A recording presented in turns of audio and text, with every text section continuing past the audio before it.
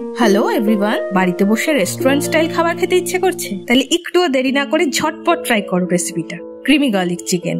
প্রথমে আমরা একটি পাত্রে 350 গ্রাম বোনলেস চিকেন ব্রেস্ট নিয়ে তাতে হাফ চা চামচ গোলমরিচ গুঁড়ো ও 1 চা চামচ নুন দিয়ে মেখে অন্তত হাফ অ্যান আওয়ার ম্যারিনেট করে রেখে দেবো। হোয়াইট সস বানানোর জন্য ফ্রাইং প্যানে 3 চামচ বাটার এবং 3 চামচ ময়দা দিয়ে আমরা ভালো করে ফ্রাই করে নেব। মনে রাখতে হবে ময়দার পরিমাণ এবং বাটারের পরিমাণ যেন ইকুয়াল। 1 থেকে 1.5 মিনিট ময়দাটা লো ফ্লেমে নাড়াচাড়া করে কালারটা যখন হালকা লালচে হয়ে আসবে তখন 1 কাপ পরিমাণ দুধ আমরা আস্তে আস্তে ময়দার মধ্যে দিয়ে দেব এবং নাড়তে থাকবো। মিডিয়াম ফ্লেমে 5 থেকে 6 মিনিট হোয়াইট সসটা ফুটিয়ে হাফ চা চামচ জায়ফল গুঁড়ো ও 1 চা চামচ নুন অ্যাড করব।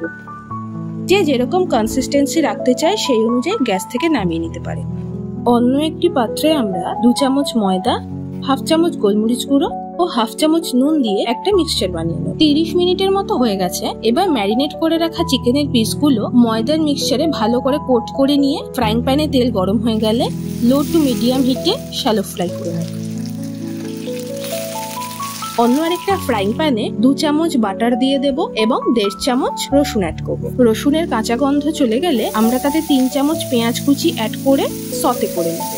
1 চামচ অরিগানো, হাফ চামচ চিলি ফ্লেক্স দিয়ে লো ফ্লেমে 30 সেকেন্ড মতো নাড়াচাড়া করে আমরা করে রাখা হোয়াইট সসটা তার মধ্যে অ্যাড করব।